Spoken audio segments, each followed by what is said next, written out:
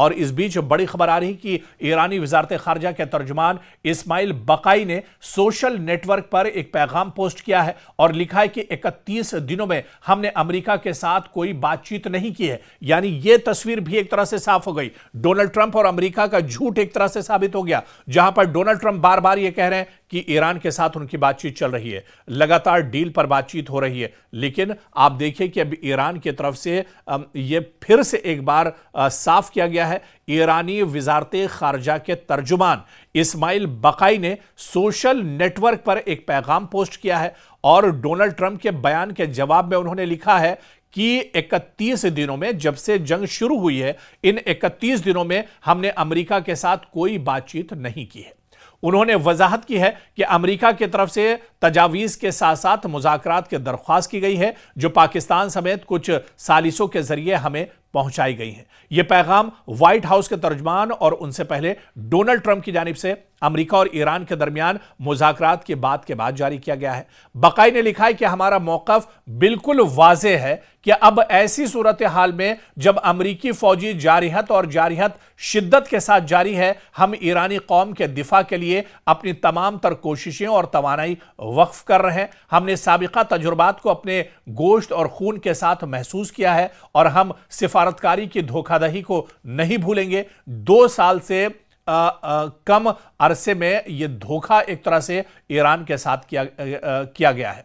याद रहे कि व्हाइट हाउस की प्रेस सेक्रेटरी कैरोलिन लीविट ने कहा कि अमेरिका और ईरान के दरमियान मुज़ाकरात अच्छी तरह से आगे बढ़ रहे हैं। यानी लगातार अमेरिका की तरफ से झूठ बोला जा रहा है। हालांकि इस पर अब एक तरह से ईरान ने सफाई दे दी है और ईरान ने कहा है कि कोई अब तक बातचीत या अमेरिका के साथ नहीं हुई है।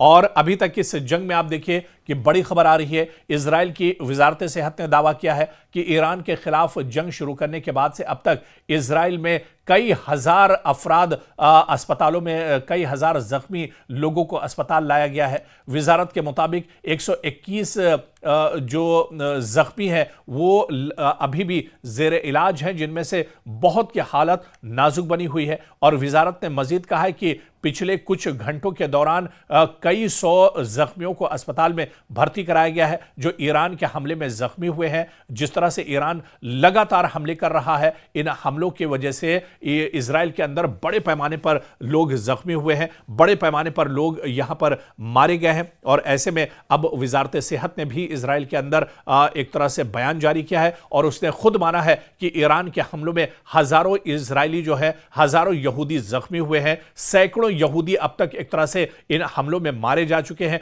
बड़े पैमाने पर माली नुकसान एक तरह से इजराइल को उठाना पड़ा है इस जंग में। तो अब इजराइल भी, क्योंकि सोशल मीडिया के इस दौर में जो सच्चाई है वो छुप नहीं रही है, जो हालत इजराइल ने फिलिस्तीन में गजा की थी, उसी तरह की हालत कुछ अब इजराइल में तल अबीब की है, हैफा की है और यरूशलेम की है, जहां पर बड़े पैमाने पर मिसाइल और ड्रोन के जरिए से ईरान लगातार हमले कर रहा है। लगातार यहां की इमारतों को, आईडीएफ के जो सेंटर्स हैं, जो कमांड सेंटर्स हैं और इसके अलावा जो तंसीबात हैं इजरायली हुकूमत की, उन्हें लगातार ईरान की तरफ से निशाना बनाया जा रहा है। बड़े पैमाने पर जानी और माली नुकसान अभी तक इजराइल के अंदर हो चुका है।